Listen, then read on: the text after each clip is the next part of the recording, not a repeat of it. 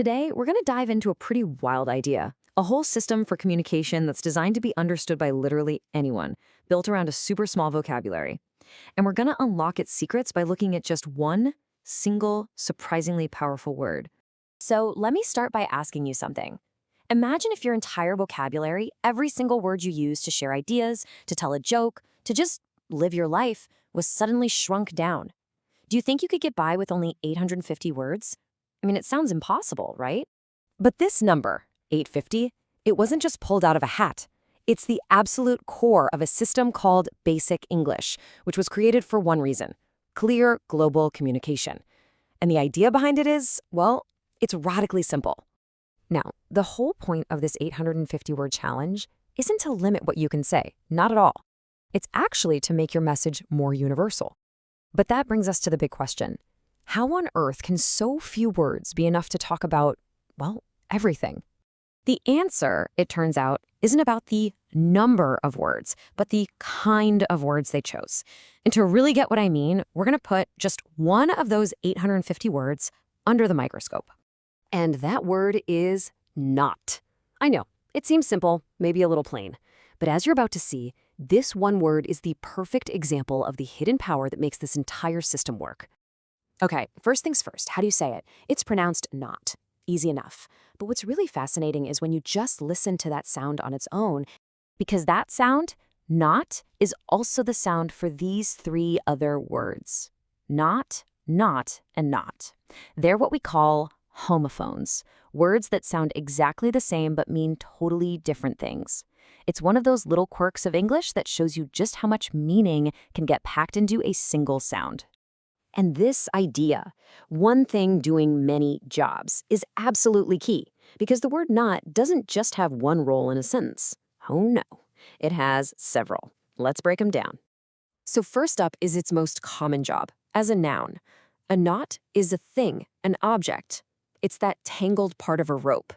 When the source gives the example, he put a knot in the rope, we all get the exact same picture in our heads, and that shared understanding, that's the bedrock of clear communication.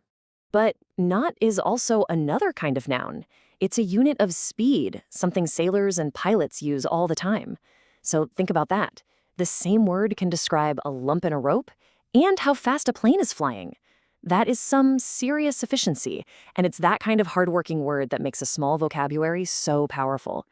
And this table just lays it out perfectly.